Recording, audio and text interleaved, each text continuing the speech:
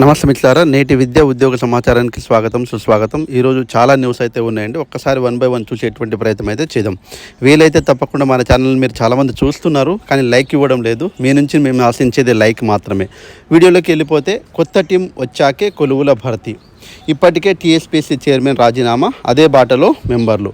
కొత్త కమిషన్ ఏర్పాటుకు కొంత టైం పట్టే ఛాన్స్. చైర్మన్ సభ్యుల నియామకానికి నోటిఫికేషన్ ఇవ్వాలని భావిస్తున్నటువంటిది సర్కారు. అయితే చాలా ఎగ్జామ్స్ అయితే గ్రూప్ 1 కావచ్చు, ఏడబ్ల్యూ కావచ్చు, డిఓ పాటు పలు ఎగ్జామ్స్ క్వశ్చన్ పేపర్ లీక్ అవడంతో ఆయా పరీక్షలను రద్దు చేసింది.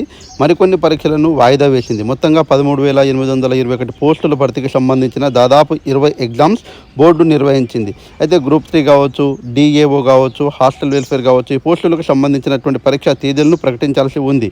ఇంకా గ్రూప్ 1 ఎగ్జామ్పై సుప్రీంకోర్టుపై కేసు నడుస్తుంది. అయితే కమిషన్ చైర్మన్ రాజీనామా చేయడంతో మిగతా సభ్యులు కూడా రాజీనామా చేస్తామని ప్రకటన చేయడంతో ఇవన్నీ కూడా నిలిచిపోయే అవకాశం అయితే ఉన్నాయి, నిలిచిపోయినాయి కూడా. అయితే ఏదైనా సరే టీఎస్పీఎస్సీలో కామన్గా ఏదైనా టీఎస్పీఎస్సీ సంస్థ దానికి ఆమోదం తెలిపిన తర్వాతనే నియామకాలు అనేటువంటి కావచ్చు, ఎగ్జామ్స్ కావచ్చు, ఇవన్నీ కూడా ప్రకటన చేయడం అనేటువంటి జరిగింది. కాబట్టి ఇప్పుడు చైర్మనే రాజీనామా చేశారు కాబట్టి 100% ఇవన్నీ నిలిచిపోయాయి అనేటువంటిది చెప్పవచ్చు.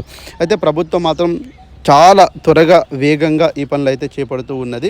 కమిషన్ ఏర్పాటుకు నోటిఫికేషన్, దాదాపుగా కమిషన్ ఏర్పాటుకు సంబంధించినటువంటి చైర్మన్ నియామకానికి సంబంధించినటువంటి సుప్రీంకోర్టు గైడ్లైన్స్ అనుగుణంగా మార్గదర్శకాలు రూపొందించాలని రివ్యూ మీటింగ్లో అధికారులకు రేవంత్ రెడ్డి గారు ఆదేశించడం అనేటువంటిది జరిగింది. అయితే ఎంపిక విధానం అనేటువంటిది దాని యొక్క గైడ్లైన్స్ ప్రకారమే చేయాలనేటువంటి విషయాన్ని అయితే స్పష్టంగా చెప్పడం అనేటువంటి జరిగింది. ఈ 4-5 రోజుల్లో వీటికి సంబంధించినటువంటి గైడ్లైన్స్ వస్తాయి. దానికి సంబంధించినటువంటి అన్ని పనులు కూడా పూర్తి చేయాలి. ఈ పూర్తి అయిన తర్వాత మాత్రమే మనకు కూడా దానికి సంబంధించినటువంటి పనులన్నీ కూడా రావడం అనేటువంటి జరుగుతుంది. అయితే ఇప్పుడు వరకు టీఎస్పీఎస్సీలో ఉన్నటువంటి విషయాలన్నీ కూడా టీఎస్పీఎస్సీ ఆమోదం తెలిపిన తర్వాతనే ప్రకటన చేయడం అనేటువంటిది ఉంటుంది. కాబట్టి టీఎస్పీఎస్సీ అనేటువంటిది ఇప్పుడు మనకు గ్రూప్ 4 రిజల్ట్ రావాలనుకోండి, తప్పకుండా టీఎస్పీఎస్సీ బోర్డు అనేటువంటిది ఉండి దానికి రిలీజ్ చేయాల్సినటువంటి అవసరం అయితే ఉంటుంది. ఇంకా చైర్మన్కు సంబంధించినటువంటి ఇవన్నీ కూడా నియామకాలు గైడ్లైన్స్ అన్నీ వచ్చిన తర్వాత త్వరగానే పూర్తి చేస్తామని ప్రభుత్వం అయితే భావిస్తూ ఉన్నది. అయితే సర్కారు ఫోకస్ చేస్తూ ఉన్నది అనేటువంటి విషయాన్ని అయితే స్పష్టంగా పేపర్లో ఇవ్వడం అనేటువంటి జరిగింది. అదేవిధంగా చైర్మన్ పదవికి పరిశీలనలో ఆకునూరు మురళి సార్, అదేవిధంగా కోదండరాం సార్ పేర్లు అయితే ఉన్నాయి. కానీ కోదండరాం సార్కి అయితే దాదాపుగా 65 ఏళ్ళు ఉన్న వాళ్ళే చైర్మన్గా ఉండాలి. కాబట్టి కోదండరాం సార్కి ఆ ఏజ్ అనేటువంటిది అయిపోతుంది. కాబట్టి దాదాపుగా మురళి సార్కు నియమించే అవకాశం అయితే ఉంది. ఎందుకంటే గత ప్రభుత్వంలో ఉన్నటువంటి అనేక లీకేజ్కి సంబంధించినటువంటి వ్యవహారం అన్నీ కూడా మురళి సార్ బయటపెట్టారు.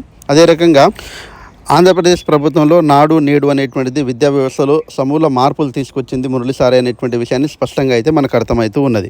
కాబట్టి తప్పకుండా ఈ గైడ్లైన్స్ ప్రకారము చైర్మన్ నియామకం అనేటువంటిది జరిగిన తర్వాతనే ఇవన్నీ కూడా మనకు క్లారిటీ అనేటువంటిది వస్తుంది అనేటువంటి విషయాన్ని స్పష్టంగా ఈరోజు అయితే పేపర్లో ఇవ్వడం అనేటువంటి జరిగింది.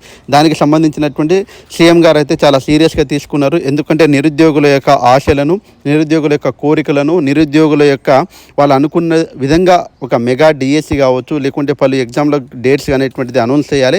ఎంత త్వరగా వీలైతే అంత త్వరగా చేయాలనేటువంటి ఉద్దేశం అయితే సీఎం గారికి ఉంది. కాబట్టి 100% ఇవన్నీ కూడా త్వరగా పూర్తి 100% ఎవరైతే నిరుద్యోగ అభ్యర్థులు ఉన్నారో ఆశించినట్టుగా తమ ఉద్యోగ వేటలో అలాగే కొనసాగిస్తారని మనస్ఫూర్తిగా కోరుకుంటూ, వీలైతే లైక్ చేస్తారని కోరుకుంటూ ముగిస్తున్నాను. జై Hind. Thanks for watching. All the best.